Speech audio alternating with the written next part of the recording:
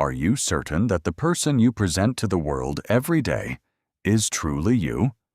Or is it a version created by expectations, social pressure, past experiences, and the fear of not being accepted? Psychologist Carl Jung believed that many people spend their entire lives building a perfect external identity while slowly losing connection with their inner self. Perhaps the greatest journey in life is not becoming someone greater, but discovering the person you have always been. We often believe that we truly understand ourselves. We assume every thought, decision, and action comes from our conscious will. But Jung believed this was only a small part of the story. Consciousness is like the visible tip of a massive iceberg.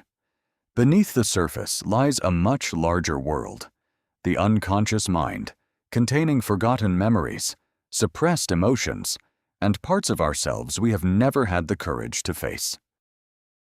According to Jung, the frightening thing is not that we have unconscious forces inside us.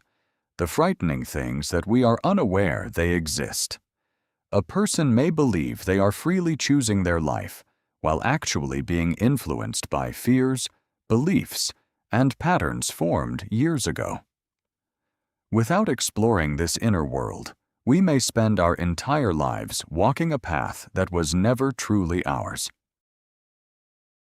Carl Jung spent much of his life exploring this mysterious territory of the mind. He did not only study external human behavior, but investigated dreams, symbols, myths, and stories appearing across civilizations. Jung discovered that beneath cultural differences, humans seem to share universal psychological patterns, ancient structures that shape how we experience ourselves and the world.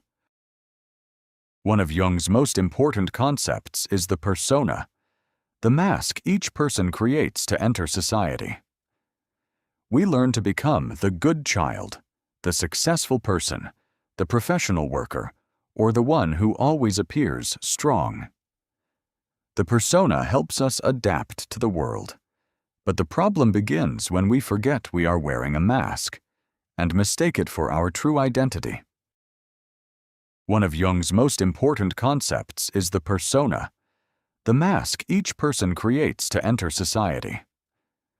We learn to become the good child, the successful person, the professional worker, or the one who always appears strong. The persona helps us adapt to the world, but the problem begins when we forget we are wearing a mask and mistake it for our true identity. But the social mask is only the first layer. Hidden deeper is what Jung called the shadow.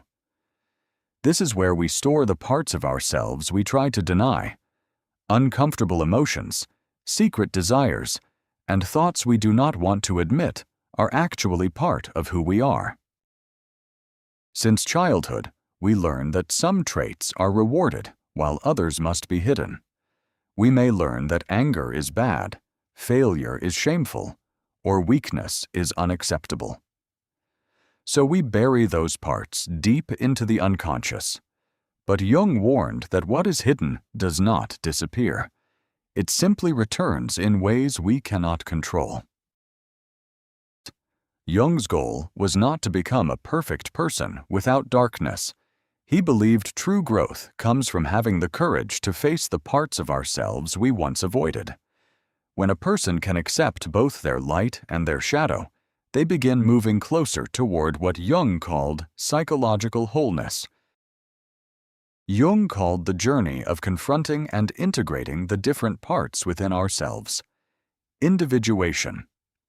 It is not about becoming more special than others, but about becoming more complete as yourself. It is the process of removing illusions, letting go of false identities, and gradually discovering the deepest structure of the mind, where the true self is waiting to be found. But this journey often does not begin with success or happiness. According to Jung, many people only start searching for their true self after experiencing a crisis, a major failure, a loss, or a moment when they realize the life they are chasing no longer feels meaningful.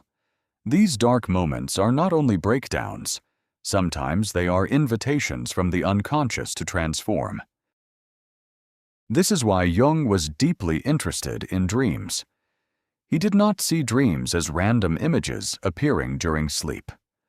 For Jung, dreams were the language of the unconscious, a way for the deepest parts of the mind to communicate with us through symbols, images, and stories that our rational mind often ignores. A repeating image in a dream may not simply be an image. A road, a hidden room, a monster, or a mysterious stranger may represent unexplored parts of yourself.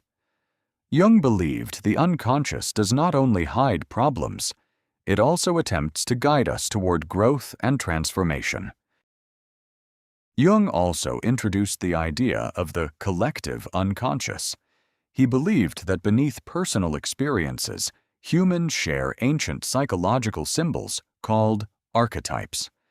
This may explain why stories from different cultures often contain similar figures: the hero, the wise teacher, the shadow, and the journey through challenges. These stories survive for thousands of years, not only because they entertain us. According to Jung, they reflect psychological battles happening inside every human being. The hero fighting the monster is not merely an adventure story. It is also a symbol of a person confronting their own fears and inner darkness. But Jung warned that finding your true self does not mean simply following every personal desire. The true self is not the ego trying to control everything. Jung called the deepest center of the psyche the self, a state of balance where consciousness and unconsciousness, light and darkness, reason and emotion exist together in harmony. This may be one of Jung's most powerful ideas. We do not become whole by removing our imperfect parts. We become whole by understanding them. A mature person is not someone without fear, anger, or doubt, but someone who is no longer unconsciously controlled by them. Therefore, the important question is not, how can I become someone else? The real question is, which parts of myself have I abandoned?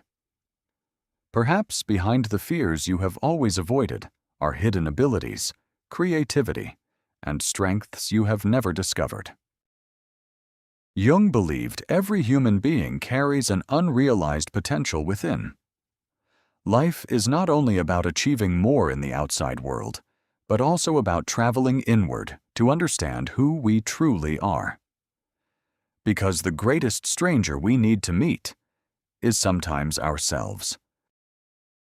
Perhaps becoming yourself is not a final destination. It is a lifelong journey, slowly removing the masks, listening to the forgotten parts within, and reconnecting with your deepest self. As Jung suggested, the greatest privilege of a lifetime is to become who you truly are.